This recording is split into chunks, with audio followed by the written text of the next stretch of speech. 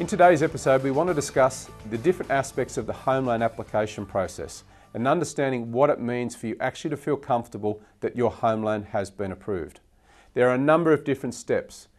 Throughout our website, we get asked a lot of questions about pre-approval and when should I feel comfortable in putting the deposit down on the property that I wish to buy. It's a very, very good question. Unfortunately, too many people buy a property or exchange on a property before their home loan is actually been approved.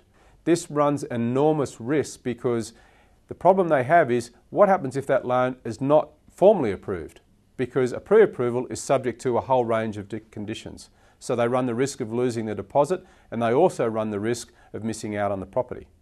The other thing is that they do is they're putting themselves under a lot of pressure from a timing point of view, because once you exchange contracts, you then have a finite time to settle on that property. If you've only obtained a pre-approval, then you're under enormous pressure in time-wise.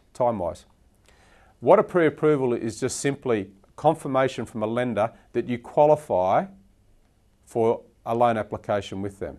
It is always subject to a whole range of different things. And as I said, no two situations are exactly the same. But broadly, it's subject to things like confirmation and verification of your payslips, of your income, of your tax returns, of your group certificate, of your tax assessment notices.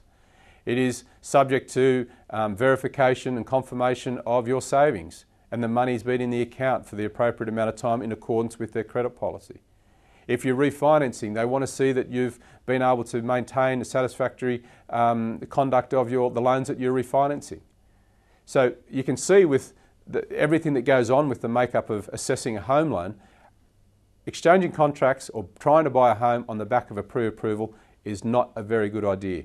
You've got to maintain close relationship with your broker, your advisor, your conveyancer, and make sure you obtain formal approval of your loan. That is, that there's no outstanding conditions before you go ahead and purchase the property and before the home loan provider actually commits that they're going to lend you the money. Make sure you get your loans formally approved.